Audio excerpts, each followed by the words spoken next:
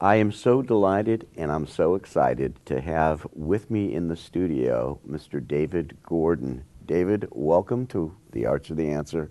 Thank you. So nice to be here, Steve. Oh, it's great to have you here. Now, first of all, congratulations on the 25 years with the Bach Festival. Thank you. And, you know, I say Dramaturge, but I'm not really sure how that's pronounced. You know, my job title, Dramaturge, comes from German and French. Oh. And it's the only title that sort of encompasses everything I do for the festival, and yet it sounds vaguely like some sort of disease. Yeah. But basically, I am the sort of the coyote of the festival. I'm the guy who says, why are we doing this? And did you know about this? And I do some history, I do some translations, it's the lectures, it's all that different kind of stuff. And it rolled into one piece.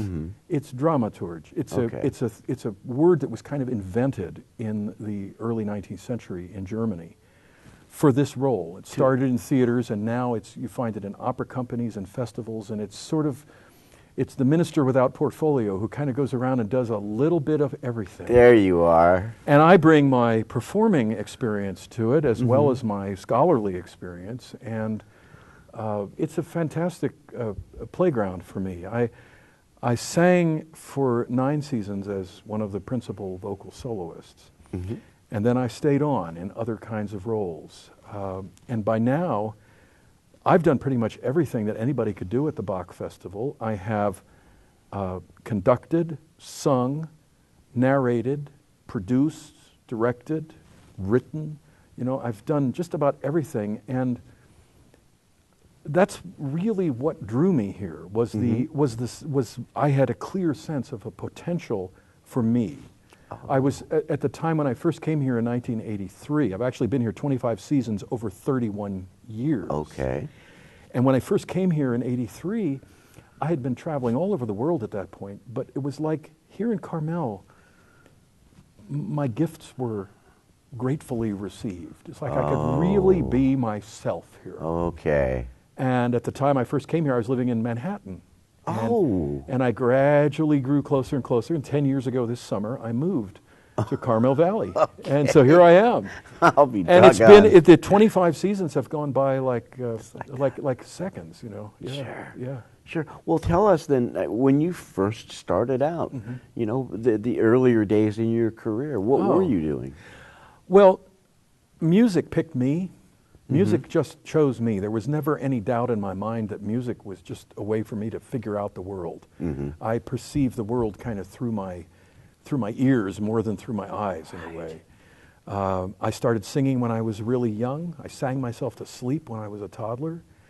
I was a folk musician. I was a really avid folk musician in the 60s, and I still play the guitar and do concerts with it today. Okay. And I went into a lot of singing in high school. I went away to college to become a music teacher. And my voice teacher said, you know, you could be a professional singer. I had never considered that. I had no background for it in my family. My family thought it was great. Sure. And I thought, well, if this voice teacher thinks I can do it, then maybe I'll just do it. Right. And I did it. And I'm one of the lucky guys. I worked really hard, but I went to a training program at the Lyric Opera of Chicago. I was in a repertory company in Austria for 4 years where we just did all kinds of roles, leading roles, bit parts, everything like that. And that was sort of my journeymanship. And then I found the music that I loved the best and was best at and started focusing on that. Okay. But music has been a part of my life since before I can even remember what my life was. It's always been there. Music is that friend that never goes away. Totally. Oh, yeah. That's wonderful. Yeah. And then you came to the Bach Festival. What, did you come out to audition? I did. I had, in 1981, I made my debut with the San Francisco Opera. Oh. And that was a wonderful experience. And I sang many years with them, all kinds of productions. But when I was here in '81, I learned about this festival south of San Francisco in Carmel. Sounded like a cool thing. I heard of Carmel. And so when I came back in '82 to the San Francisco Opera, I arranged an audition. And I drove down to Carmel, Mm-hmm. and I met with Sándor Shalgo, who was the music director, and his wife, who directed the professional choral ensemble, and Ken Ahrens, who was an accompanist and librarian and sort of did everything. And I met with the three of them, and I sang for them, and they immediately invited me to come to the 1993 season. Wow. And sing in Bach's St. John Passion. Mm-hmm. And I spent 4 weeks in Carmel, and I just thought it was the most beautiful place I'd ever been in my life. Mm-hmm. I drove down to Big Sur. I camped out a couple of times in the Los Padres National Forest. I just fell in love with this place. Mm-hmm. And then for several years I was unable to come back because I had signed a contract to sing and teach in a summer program in Germany. Okay. Finally, in 1990, they got me back, and I've been here ever since. Okay. It is one of the most interesting festival experiences I have ever had, because at the Carmel Bach Festival, we don't just throw the music out there Mm-hmm. and let people just react to it. We want people to react to it, Mm-hmm. but we also want to place the music into some kind of context. And we do that through pre-concert lectures, seminars. We have English language super titles for all the music that's sung in foreign languages. I do all of that as well. All the ways that we create the world of ideas around the music. Mm-hmm. So that people understand not only when the composer was born, blah, blah, blah, but where the music came from, Mm-hmm. why it was written, why it occurred, what significance this music had then. And there have been pre-concert lectures at the Carmel Bach Festival since the very first concert in 1935. There have always been lectures. Really? Yeah. It's always been part of the festival experience, is talking about the music around it, not to teach people bunches of facts that they have to try and remember, Okay. but to get people excited and open their hearts Yes. and give them an idea of why they should care about going into the concert hall to hear the music. Mm-hmm. I don't want people to say, gosh, I hope I can remember all the stuff he said about the about the inverted form of the secondary melody in the recapitulation in the sonata form of the third movement, because nobody's going to remember that. Right. But I want them to know that the composer was a human being who had a life, Mhm. who maybe struggled. Mm-hmm. Maybe this piece meant something to him. Maybe Mhm. it was part of his life. Mhm. When you do that, you open people's hearts. Sure. Our minds are going all the time. Mm-hmm. You open people's hearts, and then the music gets in. Oh, that's wonderful. I want everybody, no matter, people come up to me and say, well, I don't know much about music, but. I say, no, let's start this conversation over again. Okay. Everybody knows a certain amount of things about music, Sure. and it doesn't matter. Right. What Right. matters is, can you go in there and say, and have the courage to say, I'm going to listen to this, and I'm going to be okay with however I react to it. Mhm. It's okay if you don't like it. Don't Mhm. pretend to like something you don't like. Sure. Sure. But give every piece of music a chance. Sure. Like it, dislike it, whatever, but you can't think your way through it. You have to feel your way through it. You have to go with your gut reaction. And going with your gut reaction, is that what got you involved with the Virginia Best Adams Yes. Yes. Foundation? Tell us Yes. about that, please. In 1984, now I'd been at the festival in 83, but Mhm. 84 through 89 I was not here. In 1984, a group of people wanted to honor Virginia Best Adams on her 80th birthday. Mm-hmm. When they started doing this, her husband Ansel Adams was still alive, but he died in the initial period of founding this. Okay. And so by 1984, they had come up with an amount of money that they presented to the Carmel Bach Festival, and they said the income from this endowment will pay the fee of one of the vocal soloists at the festival each summer, who will give some coaching sessions to some of the singers who are picked out of the local ensemble. Okay. The chorale, which is our professional group, the chorus, which is the amateur group. Oh. So by the time I got there in 1990 and was asked to teach a couple of master classes, that's how it was. Would you teach a couple of master classes? Sure. Mm-hmm. By that time, nobody was really running it. Nobody was really administering it. It just sort of happened. Okay. There was no accompanist for these sessions. They were not even scheduled in advance. We just had to put our calendars together and do it. Okay. And then call Virginia Adams so that she could come and listen to it. There was no audience. We had 2 pianos in '91, 2 little upright pianos in the basement of Sunset Center, and one of them had a bad F sharp and one of them had a bad B flat. So we pushed them together like Barry Manilow, you know? Oh boy. And the pianist would choose which piano to play depending on the key of the music. And after 2 years of that, I thought, after 2 years of it, it was pretty much time for me to give up and, you know, to let go of it and let somebody else come in. Right. That's the way it was. Right. And I said, you know, I think you're missing an opportunity here. Yeah. We could do a whole lot, and it wouldn't cost you a nickel more. Right. Let's open it up to open auditions, and we'll audition those people from outside, and we'll put them into the choral ensemble for the summer. You know, 4 of them: soprano, alto, tenor, and bass. And let's open the coaching sessions to the general public for free, so that they can come and see the process that singers have to go through to make it look easy when they're on stage. They work really hard. Right. So to me, it was like an outreach to the audience to teach them about what we do behind the scenes. It's also better for the singers to have an audience there. There's more at stake. Okay. It ramps the energy up. There's more at stake. And then I said, let's do a concert. At the end of the festival, let's get these 4 singers and do a concert. And so we began this. We had a pilot program in '92. And in '93 was the launch of the full-scale program the way we have it now. '93 was the first year that I chose 4 singers from national applications. They send us their demo recording and their resume and so forth. And one of the singers that I chose that first year in '93 is the alto soloist at the Carmel Bach Festival in 2013. A kid who was in that master class 20 years ago is now one of our front rank soloists. There have been several soloists at the festival who've come through this program. We give them 6 public master classes where they are coached in front of an audience. We give them a lot of behind the scenes one-on-one coaching, a lot of mentoring. I take them on a picnic to Point Lobos. You know, there's a whole experience that we can offer these young singers here, where they're rubbing shoulders with experienced professionals who've already been down the path and know the places where you might trip or take the wrong fork, you know. And it's the most fun and the greatest possible privilege for me, because these young artists they've already been well trained. Right. They're already accomplished. They already have their chops, as we call it, you know, their technique.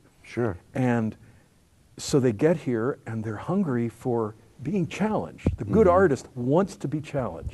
The good artist wants you to be really honest with them and say what's working, what isn't working, how to maximize your potential. Absolutely. And of all the things that I've done in my life, and I've had a very interesting life. I've worked on 4 continents. I've done all kinds of stuff. The Adams Vocal Masterclass at the Carmel Bach Festival is the most satisfying project I have ever been involved in. Boy, that's wonderful. Both in terms of my musical professionalism and in terms of my heart and my sense of connecting with people, helping people. The idea of service and helping people is very important to me. And I believe that you cannot be a performing artist who has been helped by innumerable people. You cannot then not help people. Give it back. You've got to give it back. Sure. And I've noticed listening to you, and it is so delightful, really. You have a real zest and a passion for history. Now, I heard you're writing a book about the beginning. Tell us about that. Well, I have what someone has called the enthusiasm of the self-taught person. When it comes to history, I don't have any more training in history than your average person does. Your average musician has had a year or 2 of music history and so forth. And that was a very long time ago. But I grew up in a house filled with books. Both my parents loved to read. My mother was a history buff.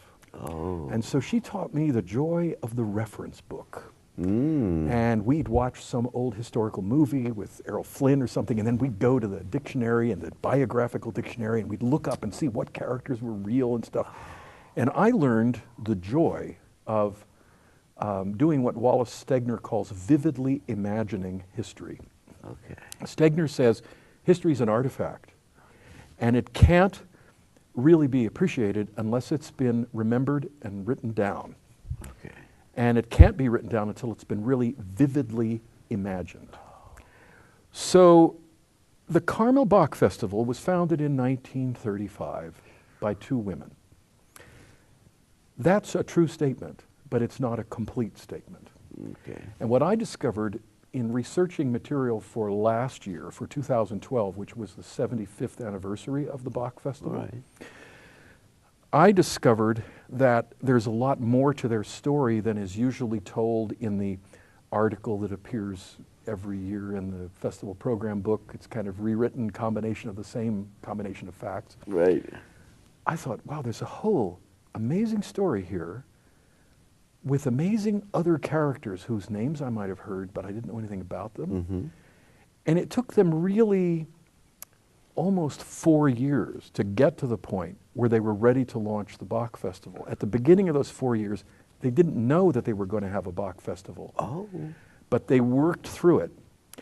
So I decided by the end of the Bach Festival in 2012, I was already saying, I'm going to write a book about these people. Okay. And I've been researching it since August of 2012,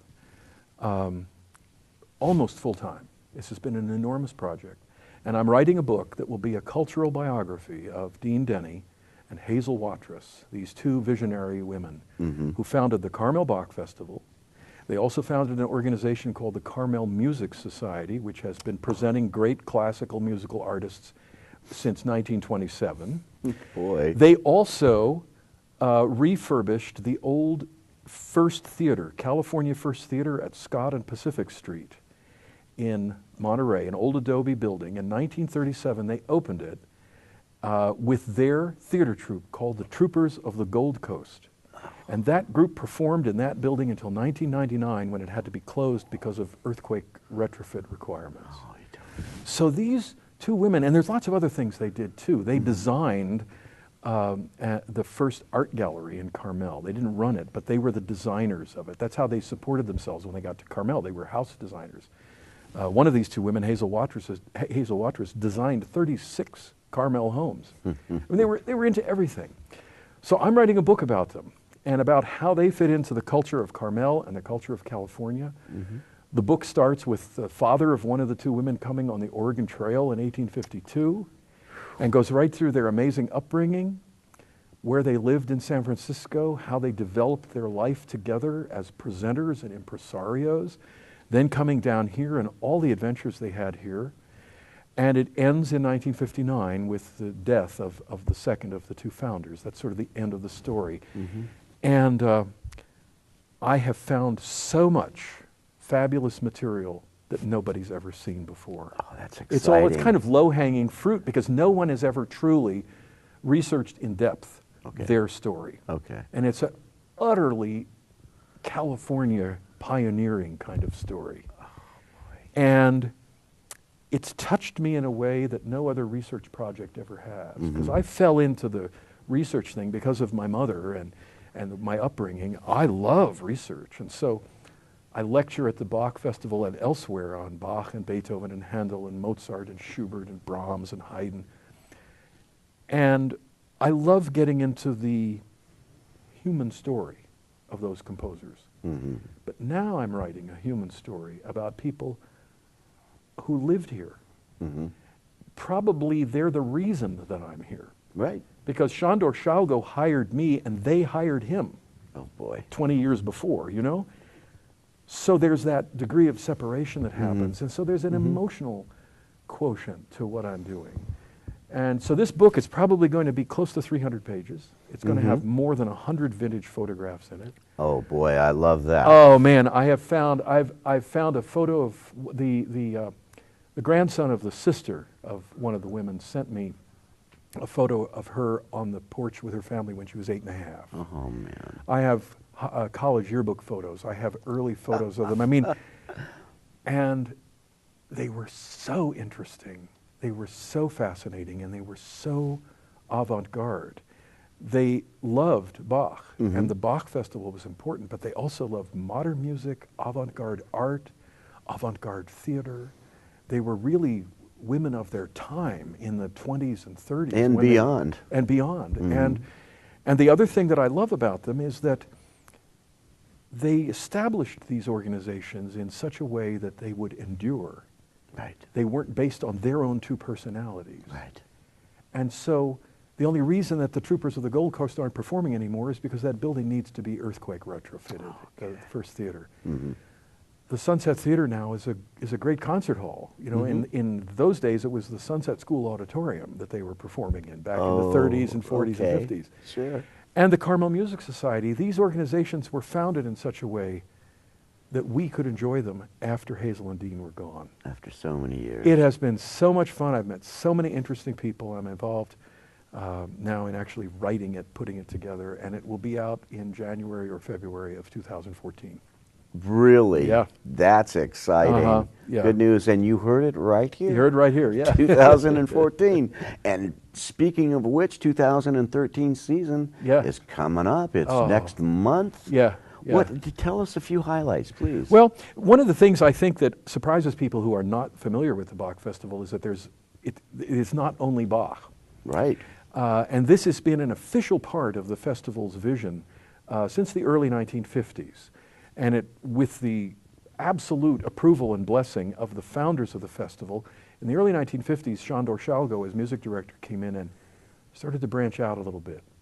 He wanted to see what the music of the other generations beyond Bach was doing. Not just Bach and the Baroque, not just the 18th century, but what about the 19th and the 20th century? Can we see that music? Can we hear that music through Bach's eyes or ears? And can we hear Bach through, what connections can we make? And so we, some years are more specialized than others, but that all having been said, this year it's French music. We're hearing a lot of French music. We're hearing actually, in our main concerts, 8 centuries of French music. It's the widest variety on our Tuesday night concert, which is all of overview of French music. We start in the 14th century and end in the 20th. And so there would be some really luscious French music by Gabriel Fauré and Hector Berlioz. And there will also be some jazz on Thursday night. Stephen Prutzman is coming back and is going to do his kind of jazz connection. He calls it Bach and Forth.